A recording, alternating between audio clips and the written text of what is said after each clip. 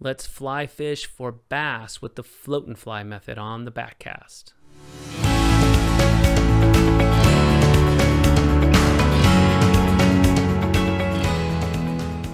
I've heard about and I've even seen a bit of the float and fly method, but I didn't understand the detail and the depth of it until I was guided by Ryan Williams, who is the owner of North Valley Fly Fishing.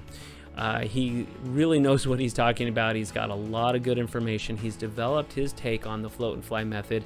Starting out just the basic rig, you got the bobber up here, and you got the weighted jig fly below the bobber. We're about 8.5 feet or so from the bobber to the fly. So you want to keep that in mind on the depth when you're casting. You want to just get the trolling motor lined up. So yeah, you got the weighted fly there.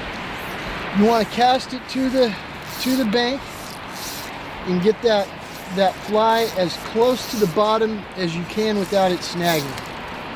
In fact, it's actually good to snag the bottom every once in a while. That tells you you're getting it down deep enough, getting it where it needs to be. So yeah, I'm just casting the rig as close as I can to the bank without it snagging. You can kind of get an idea of the depth of the water just by looking at the bank, all the dry stuff. You can see it's a pretty steep angle, so you can cast pretty tight to the shoreline here. All the reservoirs out here, they're going up and coming down. So what you see on the dry bank, that's what you get below in the water level. For instance, the lake is coming up right now, so these rocks we're seeing right here, in a couple days they'll be underwater. The other times of year, vice versa, it's dropping.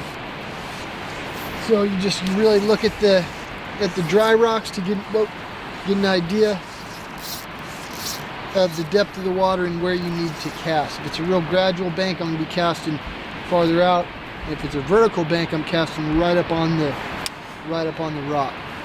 So that's the casting placement. That was Ryan Williams, and he's the owner of North Valley Fly Fishing. Let us know if you want some really good information about fly fishing for bass on Northern California lakes, on lakes and reservoirs primarily. He specializes in that and his own unique take on the float and fly method. He also does a little bit in the fall on Feather River, but he primarily focuses on those warm water species on those lakes, and it's a lot of good information and knowledge about a little bit different technique using his float and fly method. Let us know if you want to be put in contact. Call us, text us, email us. We'll put you in touch, and we'll see you right here next time on the Backcast.